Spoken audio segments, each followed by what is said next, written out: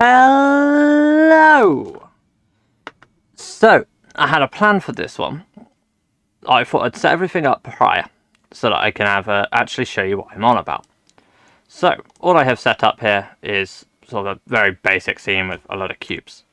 We're going to be going over depth of field and two different ways of using it. So first of all, I had my overlays turned off, which is this button up here, so I'm going to turn them back on, and you can see there.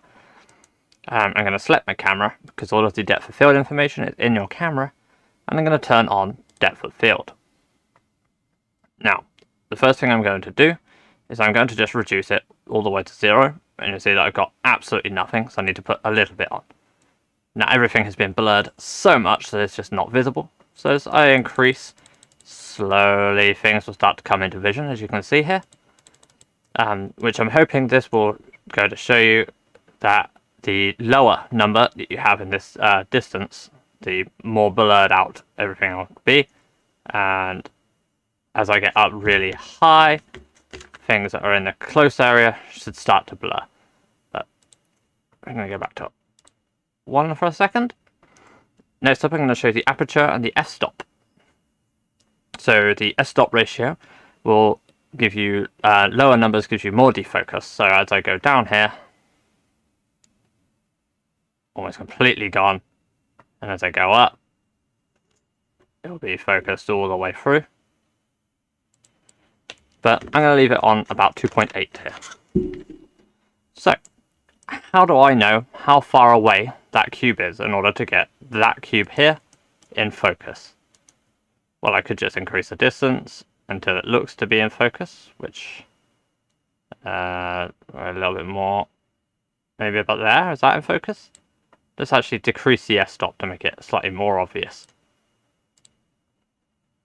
Doesn't look like that's yet in focus. That looks about in focus, doesn't it? Some of the stuff up there is a little bit defocused still, but this bit here looks okay.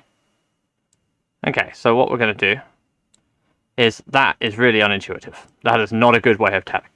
So let's go to viewport display and turn on limits.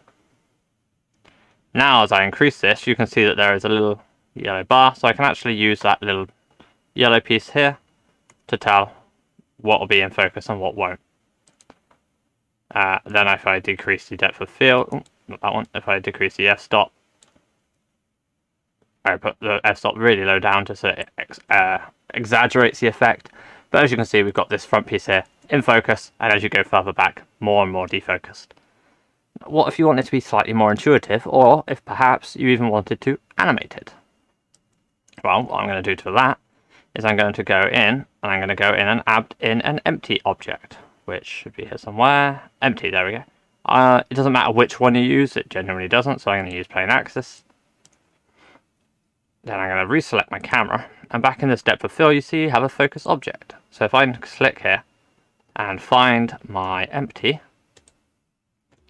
it will now focus on wherever I put the empty. Now, I've grabbed the empty out here quick. You can see how that works. So you got the limits bar, and wherever I put this empty, it will focus on that. So let's say I want to focus on this cube here. If I actually bring it down so I can tell which cube it is. Brilliant. And if I go onto rendered view, that cube there is in focus. I could now bring this over to here. Put that cube in focus. Let's say I want to go all the way up here to this cube up here. And you can see it's that cube's now in focus. So using this technique, you can then make anything you want in focus, or if you want to, out of focus. So I hope this was mildly useful to you. I will do a quick render and everything in order to create the thumbnail, but that is everything that I want to show you. It's very, very simple. I'm pretty sure that any of you will be able to easily do this, but it does bring a lot to your scene, especially in terms of depth.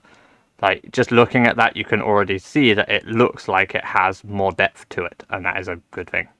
But thank you very much for watching, and I hope you have a wonderful evening.